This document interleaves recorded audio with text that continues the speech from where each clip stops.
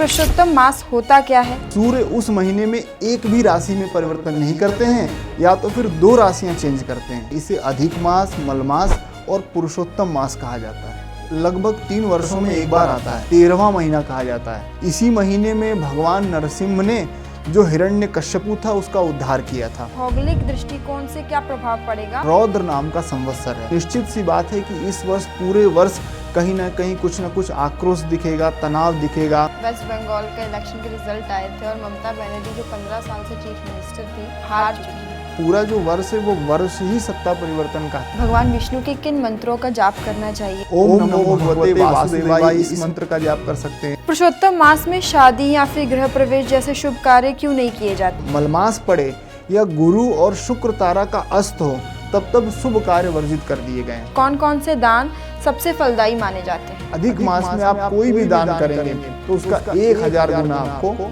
फल मिलेगा। दीपदान होता क्या है? जब हम बहुत सारे दीप जला के, गाय के घी से निर्मित दीप जला के और देवता को समर्पित करते हैं तो उसे दीपदान कहते हैं। आज के युवाओं के लिए पुरुषोत्तम मास का क्या महत्व है? अधिक से अधिक व्रत करें, जप करें, तप करें, संयम करें। परमात्मा के भरोसे ही रहना मनुष्य मात्र के लिए ये सबसे बड़ा कर्म है।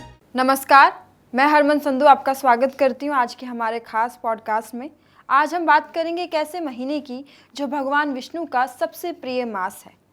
जी हाँ, जिस महीने में की गई पूजा, भक्ति और उपाय से सबसे ज़्यादा अधिक फल मिलता है। हम बात कर रहे हैं पुरुषोत्तम मास की। तो आखिर पुरुषोत्तम मास होता क्या है और इसका नाम पुरुषोत्तम कैसे पड़ा? क्या है इसकी पौराणिक कथा?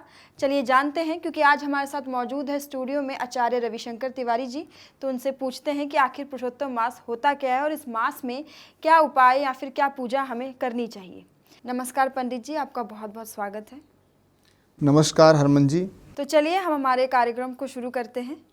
पंडित जी, मेरा सबसे पहला प्रश्न है कि पुरुषोत्तम मास होता क्या है और इसे अधिक मास क्यों कहा जाता है? देखिए, जो पुरुषोत्तम मास होता है उसका नाम ही पुरुषोत्तम है। पुरुषोत्तम भगवान श्री विष्णु का नाम है जी।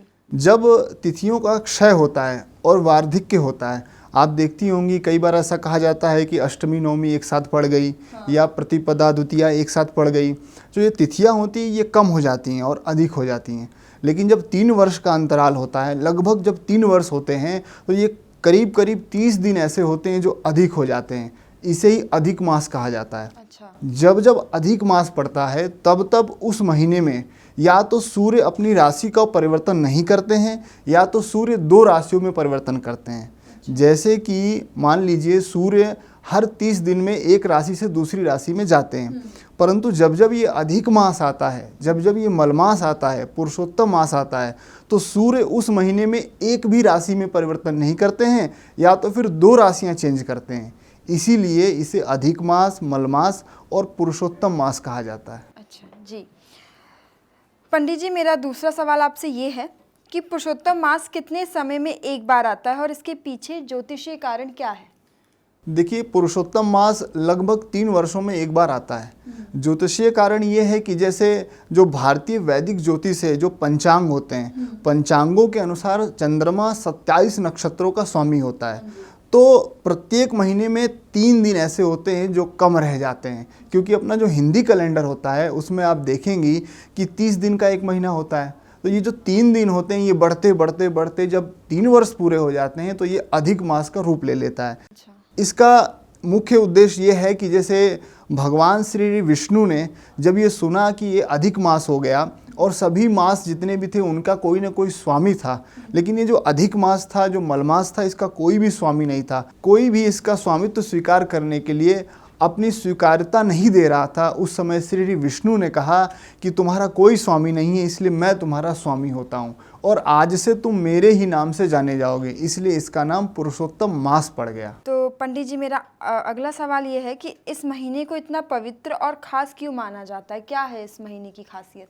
देखिए, वैसे तो 12 महीने होते हैं, परंतु ये 13वां महीना कहा जाता है। ये 13वां महीना इसलिए कहा जाता है क्योंकि इसी महीने में भगवान नरसिंह ने जो हिरण्यकश्यपु था उसका उद्धार किया था। प्रहलाद को बचाने के लिए भगवान नरसिंह ने हिरण्यकश्यपु का उद्धार किया था, और ये इसी मास में किया था, क्योंकि हिरण्यकश्यपु ने वरदान मांगा था कि मैं 12 महीने में किसी भी महीने में न मरूं, मैं न दिन में मरूं, न रात में मरूं, न घर के भीतर मरूं, न बाहर मरूं, ऐसा समय था। इसलिए भगवान श्री हरि विष्णु ने ये 13वें महीने का निर्माण किया, इसलिए इसका बहुत विशेष महत्व होता है। पंडित जी, इस बार ज्येष्ठ महीने में पुरुषोत्तम मास पड़ रहा है, इसका भौगोलिक दृष्टिकोण से क्या प्रभाव पड़ेगा और ज्योतिष में इसका क्या प्रभाव होगा? देखिए, इस बार ये जो संवत्सर है ये रौद्र नाम का संवत्सर है, और जो संवत्सर होते हैं वो 60 संवत्सर होते हैं। उसमें 20 ब्रह्मा के होते हैं, 20 विष्णु के होते हैं और 20 जो होते हैं वो रुद्र के होते हैं। तो अभी जो संवत्सर चल रहे हैं वो रुद्र के संवत्सर चल रहे हैं, और रुद्र के संवत्सरों में ये जो संवत्सर है ये रौद्र नाम का संवत्सर है। तो निश्चित सी बात है कि इस वर्ष पूरे वर्ष कहीं ना कहीं कुछ ना कुछ आक्रोश दिखेगा, तनाव दिखेगा। जो वस्तुएं हैं, खाने पीने संबंधित वस्तुएं हैं, उनमें तेजी आएगी, और जितने भी इस पूरे संसार में जितने भी राज्य हैं, जितने भी देश हैं, उसमें आपसी तनातनी मची रहेगी। उसके साथ ही जब ये अधिक मास पड़ जाता है, और ये अधिक मास विशेष रूप से जब ज्येष्ठ का महीना पड़ जाता है, तो और भी आक्रोश पैदा होता है। कहीं ना कहीं सत्ता परिवर्तन होता है। जो बड़े बड़े राजा हैं, जो बड़े बड़े मंत्री हैं, प्रधानमंत्री हैं, राष्ट्रपति हैं, उनका हनन होता है, उनको मार दिया जाता है, या उनका सत्ता परिवर्तन होता है। इस तरह की घटनाएं देखने को मिलती हैं। जितनी भी वस्तुएं हैं इस संसार में, उसमें महंगाई बढ़ जाती है, आपसी तनाव होता है। ऐसी स्थिति में व्यक्ति को यही करना चाहिए कि जब जब ये अधिक मास आता है तो अधिक मास में अधिक से अधिक धर्म पुण्य करना चाहिए। इससे सब कुछ कंट्रोल रहेगा, बैलेंस रहेगा। तो आपने बोला कि ये साल जो है थोड़ा रौद्र रहेगा, क्योंकि इसमें अधिक मास भी आ गया है। तो इसीलिए जो हम माहौल देख रहे हैं बाहर दुनिया में जो चल रहा है, ईरान और इजराइल की लड़ाई, तो क्या वही ये कारण हो सकता है? जी, बिल्कुल यही कारण है। देखिए, जो तात्कालिक स्थितियां निर्मित हुई हैं, उन तात्कालिक स्थितियों को जब हम ज्योतिषीय कारणों से मैच करके देखते हैं तो बिल्कुल ये बात सत्य होती है। ये जो रौद्र नाम का संवत्सर होता है, जब आप संवत्सर के फल में जाएंगी तो रौद्र का अर्थ होता है कि क्रोध, गुस्सा। जब जब रौद्र नाम का संवत्सर आता है तब इस पूरे संसार में, पूरे पृथ्वी पे उल्कापात होते हैं, भय होती है, व्याधि होती है, तनाव होता है।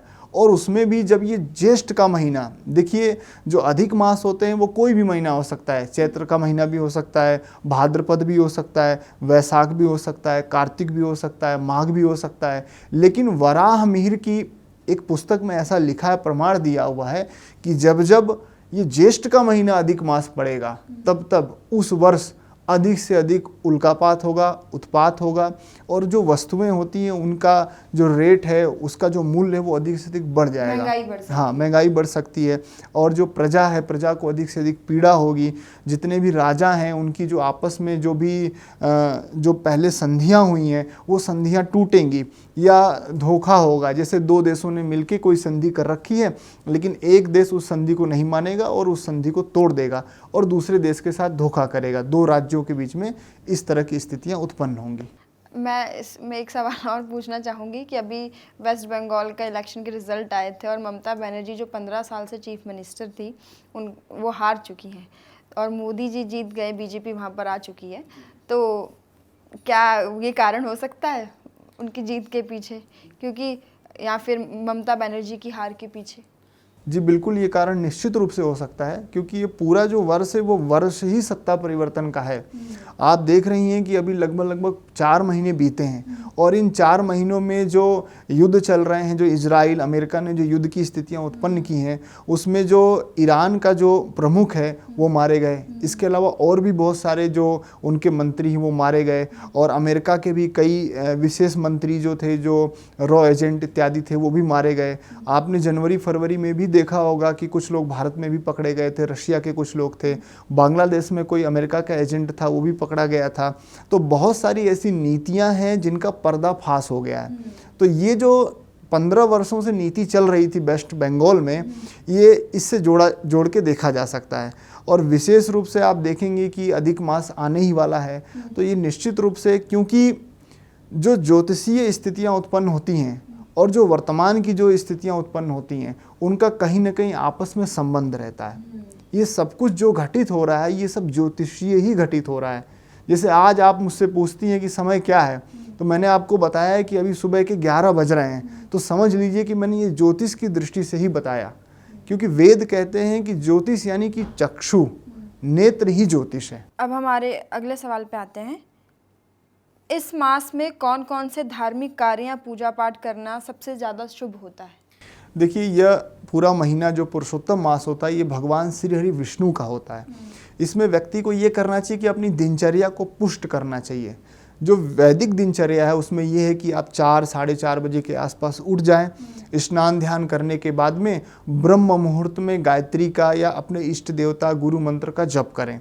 उसके बाद प्रातःकालीन देवार्चन करें, देवताओं की पूजा करें, और देवार्चन के बाद जब आप अपने आसन से उठें तो सर्वप्रथम आपको दान करना चाहिए, माता पिता को प्रणाम करना चाहिए। तो ये जो अपनी दिनचर्या इसको पुष्ट करना चाहिए। आपकी जो मध्याह्न वेला में संध्या है उसको करना चाहिए, जो सायं वेला की संध्या है, आरती है, उसको करना चाहिए, उसका जप करना चाहिए। इसके अलावा ये पुरुषोत्तम मास है, तो पुरुषोत्तम श्री हरि विष्णु हैं, उनके नाम का जप करना चाहिए। ओम नमो भगवते वासुदेवाय, इस मंत्र का जप करना चाहिए। विष्णु सहस्त्र नाम का पाठ करना चाहिए, गजेंद्र मोक्ष का पाठ करना चाहिए, श्रीमद् भगवत गीता का पाठ करना चाहिए, श्रीमद् भागवत महापुराण का पाठ करना चाहिए। ये अगर आप करते हैं तो इसमें श्री विष्णु आपको अधिक से अधिक फल देंगे, आपके पुण्यों का उदय होगा, और ये हमें पुरुषोत्तम मास में निश्चित रूप से करना चाहिए। पंडित जी, हमारे दर्शकों को बताइए कि अधिक मास में भगवान विष्णु के किन मंत्रों का जाप करना चाहिए, और इंद्रद्युम्न की क्या कथा है, ये भी हमारे दर्शकों को बताइए। देखिए, निश्चित रूप से भगवान श्री हरि विष्णु का ये महीना होता है, और भगवान श्री हरि विष्णु देवताओं के देव हैं। पवित्रानाम पवित्रम यो मंगलानाम च मंगलम, दैवतम देवतानाम च भूतानाम यो व्ययः पिता, यानी पवित्रों के भी पवित्र हैं और मंगलों के भी मंगल हैं और देवताओं के भी देवता हैं। कौन है? श्री हरि विष्णु हैं। हमारे वैदिक परंपरा में ये कहा जाता है कि हम जितने भी यज्ञ करते हैं उन यज्ञ का फल किसको जाता है? भगवान विष्णु को। भगवान विष्णु को। आकाशात पतितम तोयम यथा गच्छति सागरम सर्वदेव नमस्कारम केशवम प्रति गच्छति। जिस प्रकार से आकाश से गिरी हुई बारिश की प्रत्येक बूंद किसी न किसी प्रकार से समुद्र में जाके मिल जाती है, वैसे ही समस्त किए हुए जितने भी कर्म होते हैं वो श्री हरि विष्णु के पास चले जाते हैं। भगवान विष्णु के जितने भी मंत्र हैं वो सभी इस महीने में पुण्यदायी हैं, फलदायी हैं। हरे राम राम राम हरे हरे, हरे कृष्ण कृष्ण कृष्ण हरे हरे, इस मंत्र का जाप कर सकते हैं। ओम नमो भगवते वासुदेवाय, इस मंत्र का जाप कर सकते हैं। भगवान विष्णु की विष्णु सहस्त्र नामावली है, इसका हम पाठ कर सकते हैं। इसके अलावा अष्टोत्तर शतनामावली है, 108 नाम श्री हरि विष्णु के हैं, उनका जाप करना चाहिए, पाठ करना चाहिए, उनका अर्चन करना चाहिए।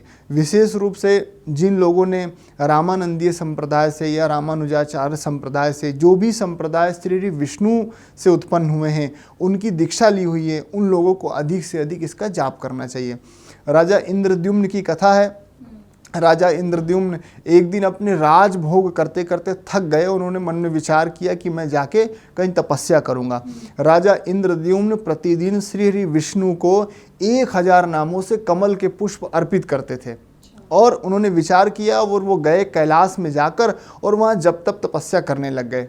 एक दिन की बात है, इंद्रद्युम्न भगवान को 1000 कमल के पुष्प चढ़ा रहे थे, और उसी समय अगस्त ऋषि अपने शिष्यों के साथ वहाँ आ रहे थे। अगस्त ऋषि को आता हुआ देखकर इंद्रद्युम्न ने विचार किया कि कुछ ही पुष्प रह गए हैं और ये पुष्प मैं चढ़ा लूँ, तब तक गुरुदेव पास आ जाएंगे। संयोग से गुरुदेव जल्दी से पास आ गए, और गुरुदेव ने आके कहा कि क्यों इंद्रद्युम्न, तुमने दूर से ही देख लिया था कि मैं आ रहा हूँ, फिर भी तुम खड़े नहीं हुए। तो इंद्रद्युम्न ने कहा कि भगवान, मैंने सोचा जब तक आप आएंगे तो मंत्र पूरे हो जाएंगे। उन्होंने कहा, अरे गुरुदेव तुम्हारे द्वार पर आए और तू हाथी की तरह यहाँ बैठा रहा, तुझे शर्म नहीं आई? तुझे ये नहीं समझ में आया कि गुरुदेव सामने खड़े हैं? तुझे खड़े हो जाना चाहिए था। और इंद्रद्युम्न को अगस्त ऋषि ने श्राप दे दिया। उन्होंने कहा कि जा, तुझे हाथी का जन्म मिले। और भगवान के श्राप से, अगस्त ऋषि के श्राप से उन्हें हाथी का जन्म मिला। राजा इंद्रद्युम्न जब हाथी बने तो जिस जंगल में वो उनका जन्म हुआ वहाँ के वो राजा हुए। बहुत सारी हथिनियाँ उनकी पत्नी हुई, उन हथिनियों से कई सारे उनके बच्चे हुए। वो एक छत्र राज करते थे। वहाँ पे जंगल में जितने भी सिंह थे वो उनसे भयभीत रहते थे। संयोग से एक दिन क्या हुआ कि वो सरोवर में उन हथिनियों के साथ स्नान करने के लिए गए, और स्नान करते करते क्या हुआ कि एक मगरमच्छ ने उस हाथी के पैर पकड़ लिए। जब पैर पकड़ लिए तो उस हाथी ने सोचा कि कुछ देर तक मैं क्रीड़ा कर लेता हूँ, उसके बाद फिर इसको देखेंगे। लेकिन देखते ही देखते उनके पैर में दर्द अधिक बढ़ता रहा और उनके पैरों से रक्तस्राव होने लगा। तो हथिनियों से उन्होंने कहा कि भाई मुझे बचाओ। हथिनियों ने सूंड से सूंड लगाई और उसको छुड़ाने की कोशिश की, लेकिन वो निकल नहीं पाया। जो नाती पोते थे वो तो वहाँ से कब के भग गए, बोले अब राज्य हम करेंगे। ऐसी स्थिति में ऐसा कहा जाता है कि 10,000 वर्षों तक वो हाथी उस मगरमच्छ से लड़ता रहा। कभी वो हाथी उस मगरमच्छ को सरोवर के किनारे ले आता, कभी वो मगरमच्छ उस हाथी को खींचकर और सरोवर के बीच में ले जाता। जब 10,000 वर्ष हो गए तो सभी देवता आश्चर्यचकित हो गए और देवता आसमान में उपस्थित हो गए और आपस में बातें करने लग गए। तो किसी ने कहा कि ये राजा इंद्रद्युम्न है और इसकी ये दुर्दशा अगस्त ऋषि के श्राप के कारण हुई है। देखते ही देखते जब अधिक कमजोरी आ गई उसके शरीर में और हाथी ने सोचा कि अब मेरे प्राण पखेरु उड़ जाएंगे, और एक अंतिम बार जब वो मगरमच्छ उसको ले जाने लगा तो संयोग से वो अपने बचाव के लिए अपनी सूंड का प्रयोग करता है और एक कमल की नाल उसके सूंड में लिपट जाती है। और जैसे उसके सूंड में कमल की नाल लिपटती है वो जोर से बोलता है कि हे पुंडरीकाक्ष मेरी रक्षा करो, क्योंकि उसको पूर्व की स्मृति आ जाती है।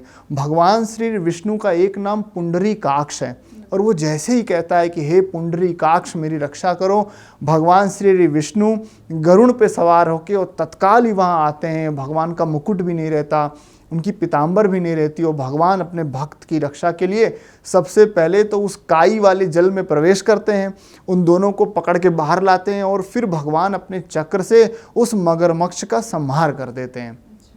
फिर वो जो गजेंद्र है वो भगवान श्री विष्णु की स्तुति करता है। वो कहता है नमो नमस्ते खिलकारणाय निष्कारणाय अद्भुत कारणाय सर्वागमाम्नाय महार्णवाय नमोपवर्गाय परायणाय। इस संसार को बनाने वाले परमात्मा को मैं नमस्कार करता हूँ। जो इस संसार को समेट देता है उसे मैं प्रणाम करता हूँ। जिसने इस संसार को बहुत सुंदर बनाया है मैं उस परमात्मा को प्रणाम करता हूँ। तो भगवान श्री विष्णु ऐसे हैं, वो अपने भक्तों पे तत्क्षण ही कृपा करते हैं। आप ध्रुव का चरित्र देख लीजिए, आप प्रहलाद का चरित्र देख लीजिए, आप जितने भी चरित्र देखेंगी उन सभी चरित्रों में भगवान श्री विष्णु ने सभी मर्यादाएं तोड़ के अपने भक्त की रक्षा की है। इसलिए जब जब ये अधिक मास आता है, पुरुषोत्तम मास आता है, तो हमें भगवान श्री विष्णु की, राम की, कृष्ण की भक्ति करनी चाहिए। बहुत प्यारी कथा थी जो आपने हमारे दर्शकों को बताई। अब मैं आगे हमारे अगले सवाल पर आती हूँ।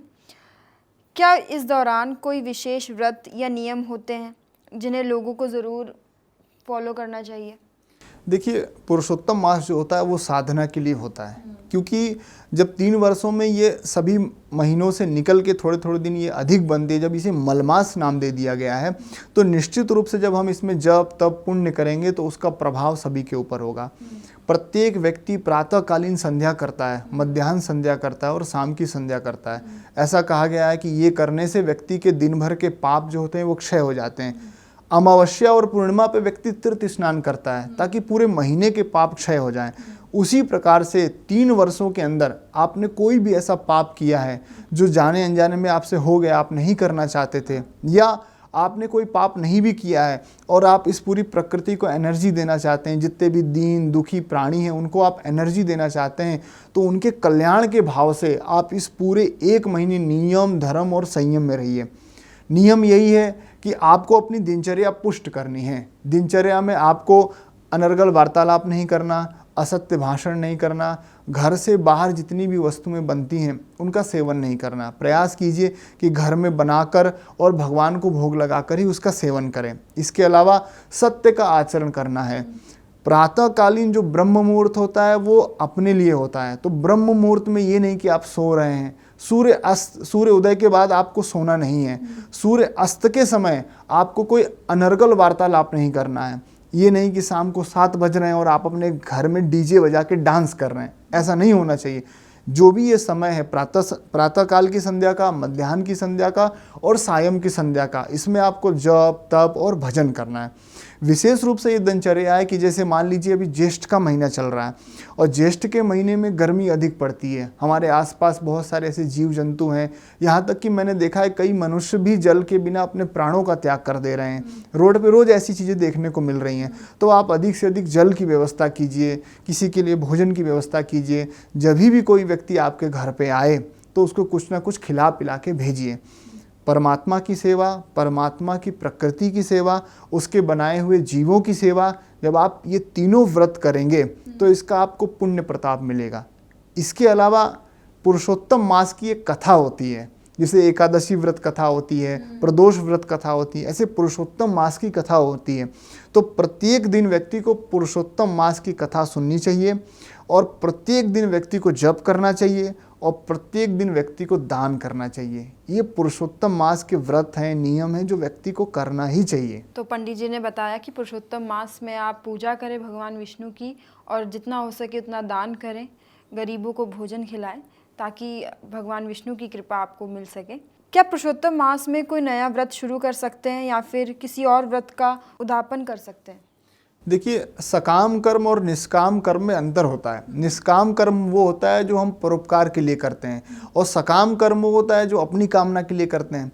तो जितने भी धार्मिक अनुष्ठान हैं, जैसे विवाह हो गए और मुंडन संस्कार हो गया, जनेऊ हो गया, गृह प्रवेश हो गया, भूमि खरीदना हो गया, वाहन खरीदना हो गया, इन सभी कार्यों को मलमास में नहीं करना चाहिए। ये शास्त्र का आदेश है, क्योंकि मलमास में अधिक से अधिक भजन ही करना चाहिए।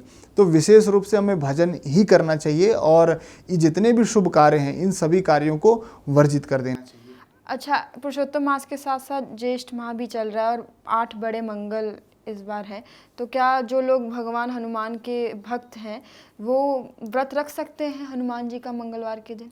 देखिए, जो बुढ़वा मंगल का त्यौहार मनाया जाता है वो इसी ज्येष्ठ महीने में आता है, तो निश्चित रूप से व्रत करना चाहिए। ज्येष्ठ जो माह होता है, ज्येष्ठ माह में जो मंगल देवता होते हैं उनकी प्रधानता होती है, इसलिए प्रत्येक मंगलवार को हनुमान जी का व्रत करना चाहिए और हनुमान जी का व्रत तो हम कभी भी कर सकते हैं। पुरुषोत्तम मास में शादी या फिर गृह प्रवेश जैसे शुभ कार्य क्यों नहीं किए जाते? मतलब इसके पीछे क्या रीज़न है और क्या मान्यता है? देखिए, दरअसल बात यह है कि जब जब सूर्य की संक्रांति किसी महीने में नहीं पड़ती तो वो महीना अशुभ हो जाता है। अच्छा। या डबल संक्रांति पड़ जाए तो भी वो महीना अशुभ हो जाता है। इसके अलावा इसे अधिक मास कहा गया है, इसे मलमास कहा गया है। और विशेष रूप से जब मलमास पड़े या गुरु और शुक्र तारा का अस्त हो तब शुभ कार्य वर्जित कर दिए गए हैं। जो बहुत ही आवश्यक कार्य हैं, जैसे कोई व्यक्ति मलमास में ही 10 दिन के लिए घर पे आया और उसे किसी भूमि का क्रय करना है, उसके बाद उसे 1 वर्ष तक छुट्टी नहीं मिलेगी, तो वो कर सकता है। बहुत अति आवश्यक जो कार्य हैं। लेकिन जैसे हमें मुंडन संस्कार करना है तो हम अगले महीने कर लें, अगर हमें विवाह करना है तो अगले महीने कर लें, हमें गृह प्रवेश करवाना है तो हम अगले महीने कर लें। इसीलिए विशेष तौर पे शास्त्रों में मना किया गया है कि जितने भी धार्मिक अनुष्ठान हैं उनको इस महीने नहीं करना चाहिए। इस महीने में दान पुण्य का क्या महत्व है और कौन कौन से दान सबसे फलदायी माने जाते हैं? देखिए, दानम दुर्गति नाशनम, दान करने से व्यक्ति की दुर्गति का नाश होता है। दुर्गति कैसे होती है? जब हम गौ का अपमान कर देते हैं, माता पिता का अपमान कर देते हैं, किसी के साथ विश्वासघात कर देते हैं, धोखा दे देते हैं, भाई के साथ छल कर देते हैं, पत्नी के साथ छल कर देते हैं, पति के साथ छल कर देते हैं, बच्चों के साथ छल कर देते हैं, तो व्यक्ति की फिर दुर्गति होती है। लेकिन उस दुर्गति से बचने का अगर कोई उपाय है तो दान है। आप वस्त्र का दान कीजिए, अन्न का दान कीजिए, भूमि का दान कीजिए, धन का दान कीजिए। दान के पीछे एक लॉजिक होता है। जैसे मान लीजिए हमारे पास बहुत सारे वस्त्र हैं, हमारे पास बहुत सारा पैसा है, बहुत सारी खाद्य सामग्री है खाने पीने के लिए। अगर सब कुछ हम अपने ही भोग के लिए इस्तेमाल करेंगे तो हमें ये नहीं पता चलेगा कि सामने वाला व्यक्ति कितने कष्ट में है, या संसार में हम जितना भोग कर रहे हैं क्या हम उस लायक हैं। कहीं ऐसा तो नहीं कि हम रोज 5,000 रुपये उड़ा दे रहे हैं और किसी को 50 रुपये नसीब नहीं हो रहा है। तो जब जब हम दान करते हैं तो हमें उस वस्तु का महत्व पता चलता है। आप किसी भूखे को भोजन करा के देखिए और उसकी आंखों में वो जब चमक आएगी तो उस चमक से आपकी जितनी दुर्गति है उसका नाश हो जाएगा। तो इस महीने में अधिक से अधिक दान करना चाहिए। अब दान क्या करें, क्योंकि ज्येष्ठ का महीना है तो जल का दान करना चाहिए। सर्वप्रथम दूध का दान करना चाहिए, दही का दान करना चाहिए, चावल का दान करना चाहिए, तिल का दान करना चाहिए। इसके अलावा जब जो चीज़ दिख जाए कि भाई इसको इस चीज़ की आवश्यकता है तो वो कर देना चाहिए। विशेष तौर पे अधिक मास में आप कोई भी दान करेंगे तो उसका 1000 गुना आपको फल मिलेगा। ये आपको बेनिफिट है इस महीने में। तो दान अवश्य करना चाहिए, क्योंकि दानम दुर्गति नाशनम, दान ही दुर्गति को समाप्त करता है। क्या पुरुषोत्तम मास में दीपदान करना चाहिए और इसका क्या महत्व है और इससे किस फल की प्राप्ति होती है? देखिए, पुरुषोत्तम महीना जो होता है उसमें जितने भी नियम संयम हैं उनका आचरण करते हुए व्यक्ति को दीपदान अवश्य करना चाहिए। दीपदान होता क्या है? देखिए, दीपदान जो होता है, जब हम किसी देवालय में देवता के सामने या किसी नदी के पास में या किसी वृक्ष के पास में जब हम बहुत सारे दीप जला के, गाय के घी से निर्मित दीप जला के और देवता को समर्पित करते हैं तो उसे दीपदान कहते हैं। दीपदान विशेष रूप से 3 जगह विशेष फलदायी होता है। देवालय में, यानी जहाँ विष्णु प्रतिमा हो, जहाँ शिव प्रतिमा हो, दुर्गा जी की प्रतिमा हो, अथवा किसी वृक्ष के नीचे, जैसे बड़ का पेड़ हो, पीपल का पेड़ हो, समी का पेड़ हो, क्योंकि ये अधिक मास है और ज्येष्ठ का महीना है, तो पीपल के वृक्ष में भगवान श्री विष्णु का वास होता है, तो पीपल के वृक्ष के नीचे करना चाहिए। इसके अलावा जो नदियाँ होती हैं, क्योंकि सभी नदियाँ सरोवर में जाके मिलती हैं और जो सरोवर होता है वो भगवान विष्णु का ही स्वरूप माना जाता है, तो हमें किसी भी नदी में, विशेष करके जो लोग गंगा नदी के तीरे रहते हैं, उनको नदी के पास जाके दीपदान करना चाहिए। दीपदान करने से अनंत पुण्य बताया गया है। किसी के पुत्र नहीं हो रहा है, किसी के संतान नहीं हो रही है, वो दीपदान करे। किसी का विवाह नहीं हो रहा है, वो दीपदान करे। किसी की श्री चली गई है, किसी की लक्ष्मी चली गई है, वो दीपदान करे। किसी का राज्य चला गया है, वो दीपदान करे। किसी की बुद्धि क्षीण हो गई है, अल्पायु कोई व्यक्ति हो गया है, वो दीपदान करे। अगर वो ऐसा करता है तो पुरुषोत्तम मास में, क्योंकि कार्तिक मास में प्रत्येक दिन स्नान करने के बाद दान करने का महत्व है, लेकिन कार्तिक मास से भी 100 गुना अगर कहीं फल मिलता है दीपदान का तो वो अधिक मास में मिलता है। इसलिए प्रत्येक व्यक्ति को चाहिए कि गाय के बने हुए घी से ही दीपदान करे।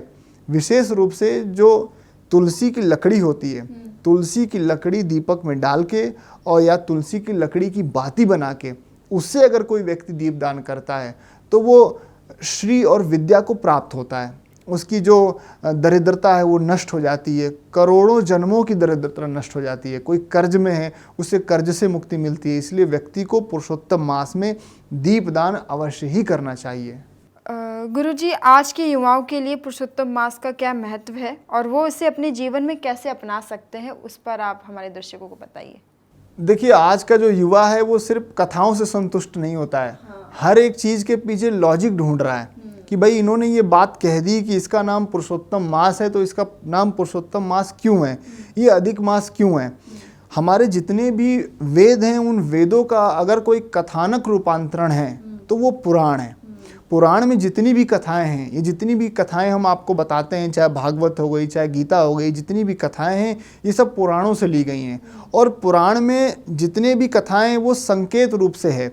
जैसे ऐसा कहा गया है कि खर्वम स्थूल तनुम गजेंद्र वदनम लंबोदरम सुंदरम प्रश्यंदन मदगंध लुब्ध मधुप व्यालोल गंधस्थलम दंताघात विदारिता रुद्रई सिंदूर शोभाकरम वंदे शैल सुता सुतम गणपतिम सिद्धि प्रदम कामदम। शैल सुता, शैल कौन है? पर्वत को शैल, और शैल सुता कौन है?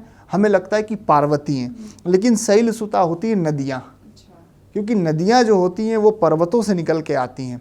और जितनी भी नदियाँ हैं उन नदियों के किनारे तो हम लोग रहते हैं, हमारी जो सभ्यताएं हैं वो नदियों से ही पनपी हैं। तो नदियों का जल पीने की वजह से हम लोग नदियों के पुत्र यानी पार्वती के पुत्र कहलाएं। तो आज का जो युवा है वो लॉजिक को ढूंढ रहा है। तो हमारे युवाओं को चाहिए कि जितनी भी ये कथाएँ हैं, जितने भी पुराणों में कथाएँ दी हुई हैं, उनके ऊपर रिसर्च करें और ये सत्य का पता लगाने की कोशिश करें कि जितनी भी ये कथानक है इसके पीछे ऋषियों के क्या संदेश थे। इसके अलावा हमारे युवाओं के लिए वर्तमान समय में जो सबसे बड़ी चुनौती है वो आधुनिकता है।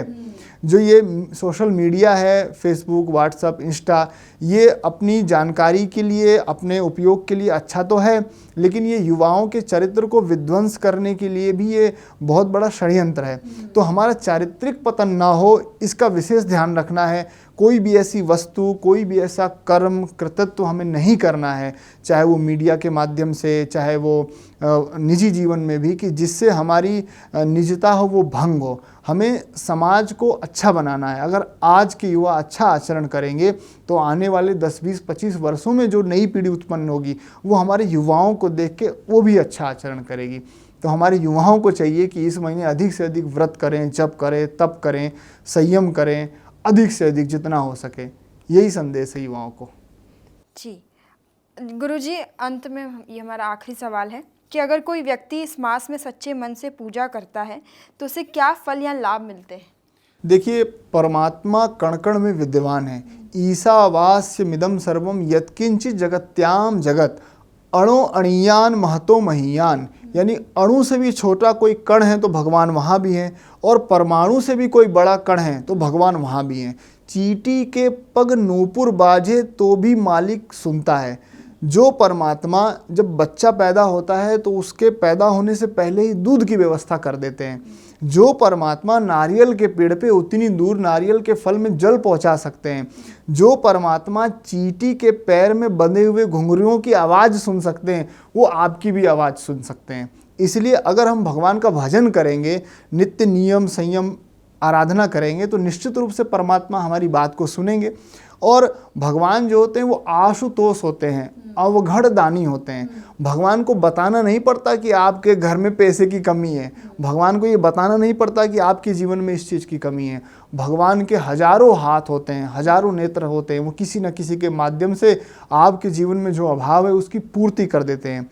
अथवा आप किसी गलत वस्तु, किसी गलत चीज़ के पीछे भाग रहे हो तो भगवान आपको उसका सत्य उजागर कर देते हैं कि देखो बच्चे, ये चीज़ तुम्हारे लिए सही नहीं थी। इसीलिए परमात्मा के भरोसे ही रहना मनुष्य मात्र के लिए ये सबसे बड़ा कर्म है।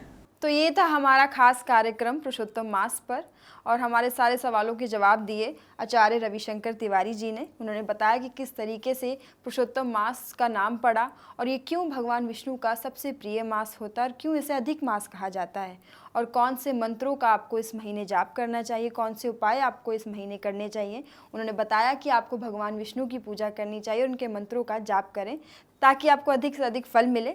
इसी तरह की और जानकारी के लिए देखते रहें श्री दिशा भक्ति, और मैं आपसे फिर मिलूंगी एक नए पॉडकास्ट के साथ और इसी तरह की और ज्योतिष जानकारी के साथ।